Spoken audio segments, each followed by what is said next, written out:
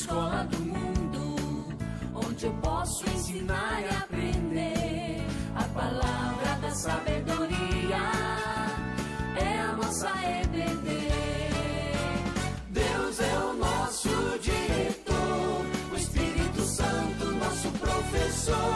A Bíblia é a cartilha que ensina o caminho, a verdade e a vida. Deus é o nosso diretor, o Espírito Santo nosso professor. A Bíblia é a cartilha que ensina o caminho, a verdade e a vida. Olá, meus alunos da Escola Dominical. Mais uma vez voltamos a falar, nesta abertura antes da escola, sobre a carta de Paulo aos Efésios. E a gente deu como tema desse livro, Igreja, Corpo Vivo de Cristo. Terminei o capítulo 1, 2, estou entrando no capítulo 3, quando Paulo fala do Apocalipse de Paulo. Eu dei esse apelido, né? Uma revelação que Deus deu, e a palavra revelação ali no original grego é Apocalipse. Então eu estou falando sobre o Apocalipse de Paulo, que Deus revelou a ele, e agora os seus santos apóstolos e profetas desta época, da época de Paulo. Diz ele, o qual em outras gerações, esse mistério da igreja, não havia dado a conhecer aos filhos dos homens, lembra que eu falei? Como agora foi revelado aos seus santos apóstolos e profetas, a saber, que os gentios são coherdeiros, são membros do mesmo corpo, e co-participantes das promessas em Cristo Jesus, por meio do Evangelho. Quem que trouxe o gentio para esse mundo? Foi o Evangelho. Às vezes nós confundimos Jesus com o Evangelho com Jesus. E é para confundir mesmo, porque é mais ou menos a mesma coisa. Não existe Evangelho sem Jesus, nem Jesus sem o Evangelho. Você não pode conhecer Jesus sem conhecer o Evangelho de Jesus. E não pode conhecer o Evangelho sem conhecer Jesus. Pode conhecê-lo intelectualmente, mas não na alma, não como igreja, não como corpo vivo de Cristo. Por isso que Paulo diz, a saber que os gentios são coherdeiros do mesmo corpo, ou coherdeiros, membros do mesmo corpo. Por quê coherdeiros? Porque eles vão herdar o mesmo que o corpo original ia herdar. Na verdade, o herdeiro primeiro desse grande Deus são os judeus.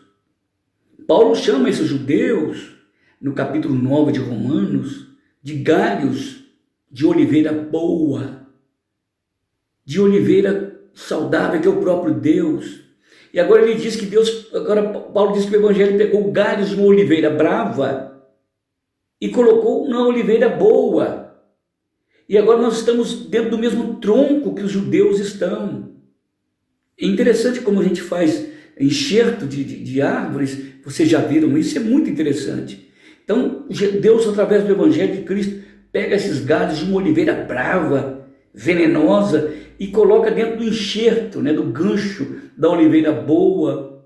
E esse galho de oliveira brava começa a absorver os nutrientes de uma oliveira boa, e se torna um bom galho, e dá bons frutos doces e não amargos, como as águas de Mara no Antigo Testamento. Quando Moisés toca naquela água amarga, ela se torna em água doce.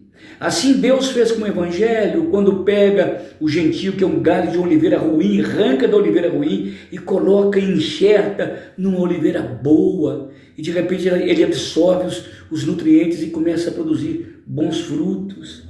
É muito bonito isso. Os gentios são coherdeiros, membros do mesmo corpo. Deus olha o gentio como se ele fosse um judeu, chamado, vocacionado. Na verdade, Paulo diz em Gálatas que os filhos de Abraão não são os da genética, nem da hereditariedade. Os filhos de Abraão são os da fé. Judeu da fé, filho de Abraão, pela fé. Gentio, filho de Abraão, pela fé. Como diz João Batista, Deus pode suscitar desta pedra filhos de Abraão. É interessante notar o que Paulo está dizendo aqui, que ele acha isso muito importante. Os gentios agora são coherdeiros. e são herdeiros das mesmas promessas espirituais, não materiais, promessas espirituais. Assim como os judeus genéticos de Abraão entraram na terra da promessa, os judeus espirituais também vão entrar na terra da promessa, que é a nova Canaã celestial. E essa riqueza que ele se refere não é só o novo céu e a nova terra, é usufruir do caráter de Deus. Assim como o judeu tinha um Deus diferente dos outros deuses, um Deus espírito, um Deus que atuava, que transformava, que mudava. Nós também nutrimos de um Deus espiritual, o mesmo Deus de Abraão, de Moisés e de Josué. Nós somos coerdeiros dessas promessas. Promessa do Messias, promessa da redenção, promessa da vida eterna, promessa de um novo céu, uma nova terra, uma nova Canaã. Assim como qualquer um judeu espera o Messias e se converte ao Messias, se torna coerdeiro do gentio. Também o gentio tornar-se-á coerdeiro com os judeus através do Evangelho. É muito bacana isso, né? A saber que os gentios são coerdeiros e membros do mesmo corpo. Não há mais diferença. É interessante a adoção de filhos. E a palavra adoção é uma palavra neotestamentária e bíblica.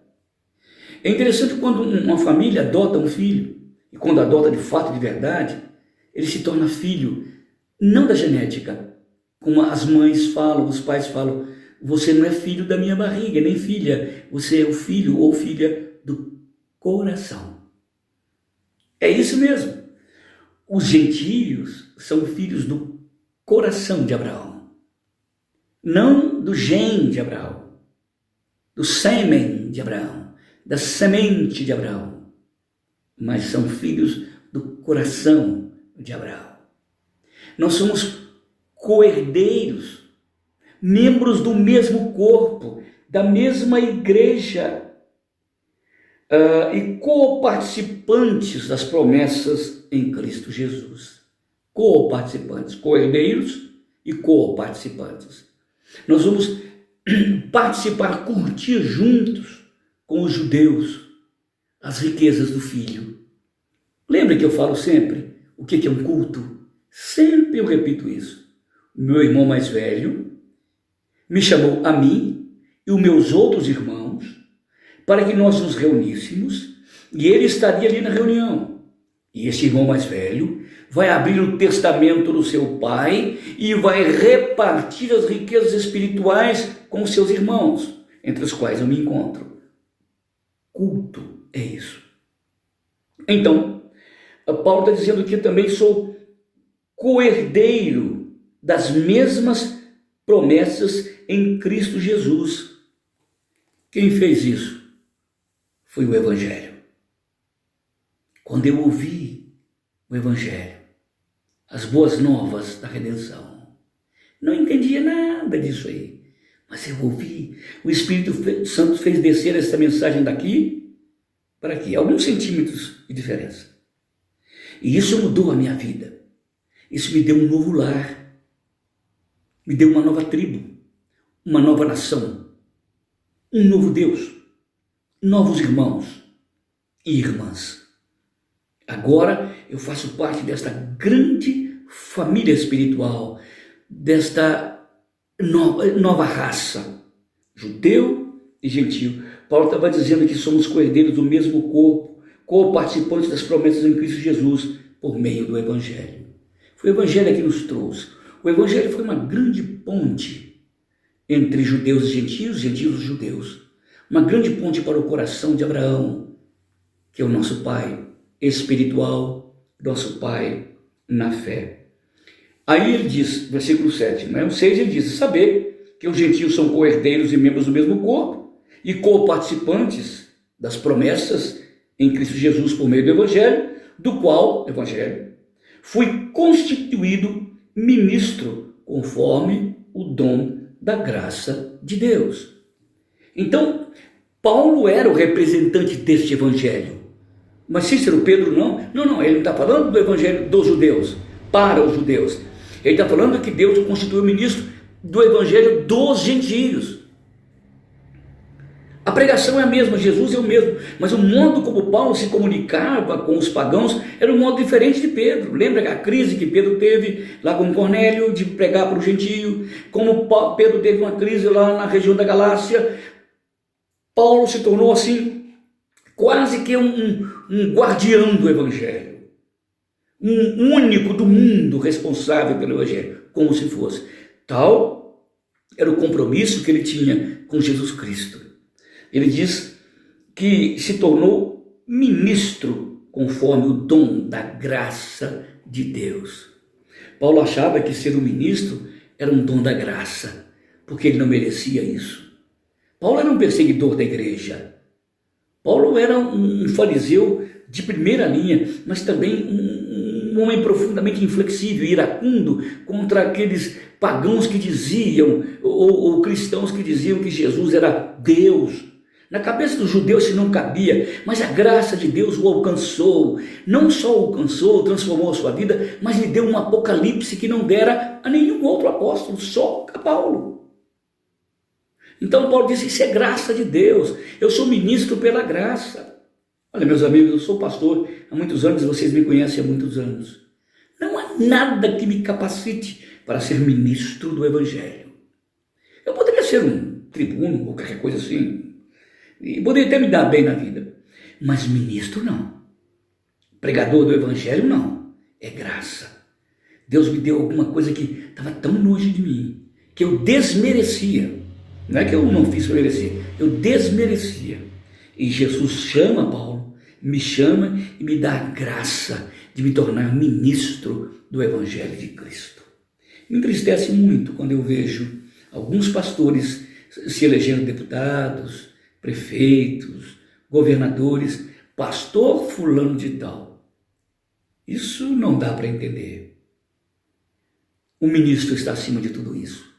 Se alguém for chamado para esse mistério ou para esses mistérios, não acho errado, mas tira o nome de pastor, tira o nome de ministro. Ministro é ministro, pastor é pastor, chamado para pregar o Evangelho, servir aos outros através da pregação do Evangelho. Olha o que Paulo diz, que agora ele se torna constituído ministro conforme o dom da graça de Deus a mim concedido. É graça, é lógico. Segundo a força operante de seu poder. O poder de um ministro não vem dele mesmo. Quando ele prega o Evangelho é diferente de fazer um discurso filosófico ou político. Eu tenho muita facilidade com filosofia, de fazer discursos, eu não tenho dificuldade nenhuma. Fazer palestra, para mim isso é tranquilo.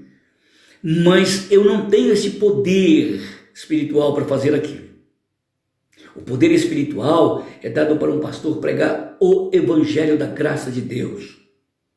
O ministro tem que ser cheio da graça, cheio desse poder que não é dele, que vem do alto, para que ele possa falar das grandezas espirituais, do Evangelho de Cristo e o Cristo do Evangelho.